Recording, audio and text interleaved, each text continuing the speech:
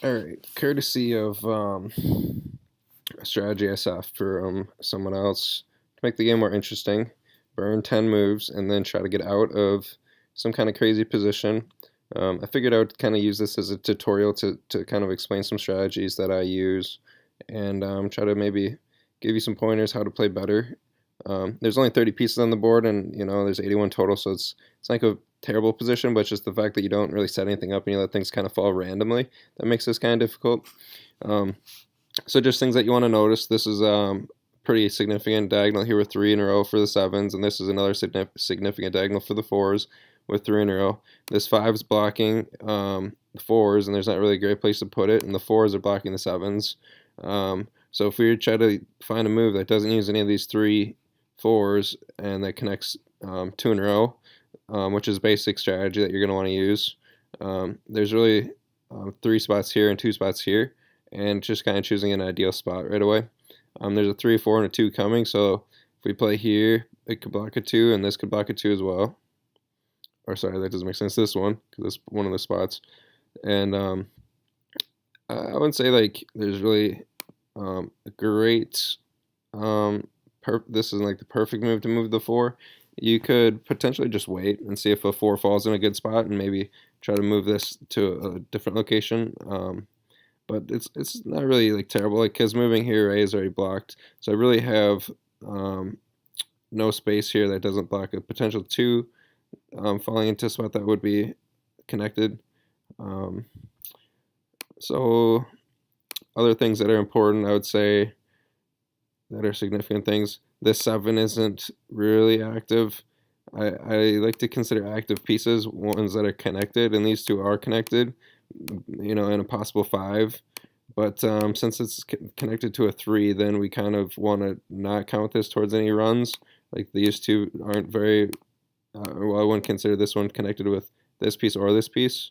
So we kind of just put X's over these types of numbers if you're using like ideal strategy.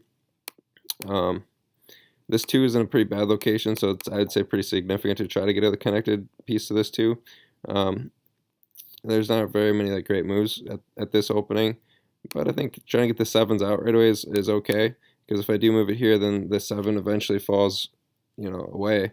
But it's just the unlikelihood of getting that out for the 4s later on, it kind of makes it difficult. So it's not like my favorite move ever. So in choosing first move, I think it's kind of just about picking a move that you feel like has a good chance of succeeding. And so for me, I kind of like this move the best. It kind of opens up some pieces that might fall behind. And with this 3 here as a great closer, being a 1 space away, I just kind of like feel like this is a pretty safe line to take. So we go ahead and get the first out, which is always nice, not to get blocked. So now we got a 2 blocking the 4 diagonal, and the 7 diagonal needs a 4 connected somewhere, and now I have no play to move this, which is quite unfortunate. I can potentially start working on 5s on either diagonal, but it's not really super ideal. So I'm just going to unclog the middle, take a kind of simple move here. I kind of call it like a buying my time type of idea. And then I'm just going to try to get 5s out, especially with this 5 being so close to the closing spot here to finish the 5 in a row. These 5s are basically useless, being that there's no spot that can fall and give me a 3. The goal is to get 3 in a row, or the survival goal, because if you don't get 3 in a row by some lucky fate, then you will never be able to survive, because if you only have 2 in a row and you build a 5, you go -1 on the board. So if you're constantly building off of 2s, you're going to eventually fill up after a certain amount of time. You kind of get lucky and hit some that drop onto the 2s,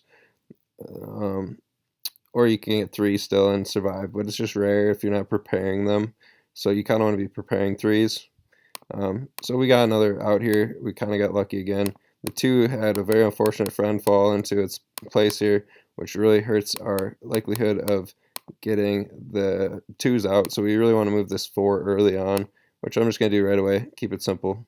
So now this diagonal doesn't become as significant since we have another one that fell into place here. So I consider this one more important now, and it gives me some freedom with this with the 3s.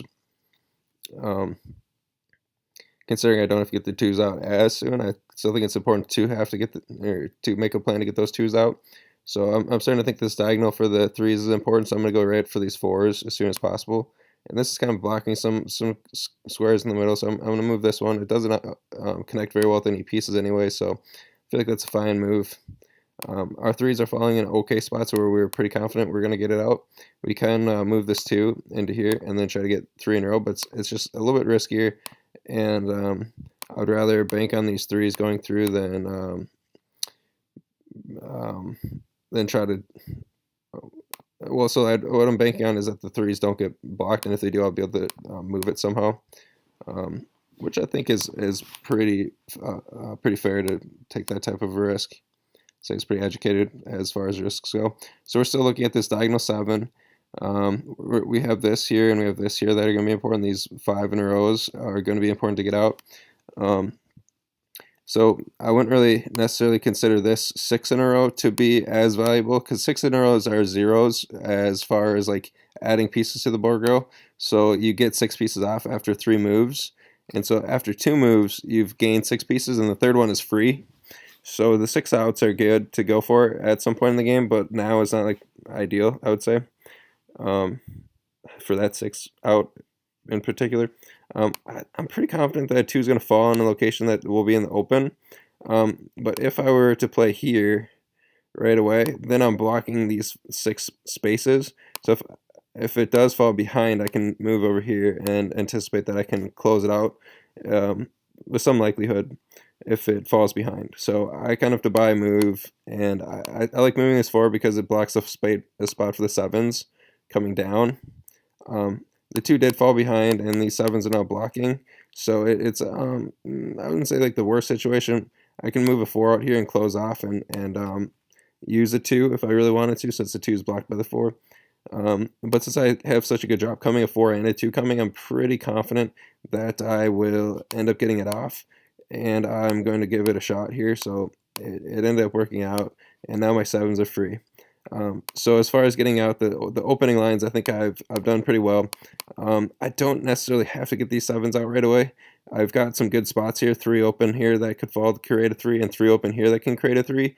I wouldn't really necessarily consider this a 3, but it is also, it's giving me +3 on the board for saving a move, because then I only have 1 move to close out the 7s, which is, I would say, significant.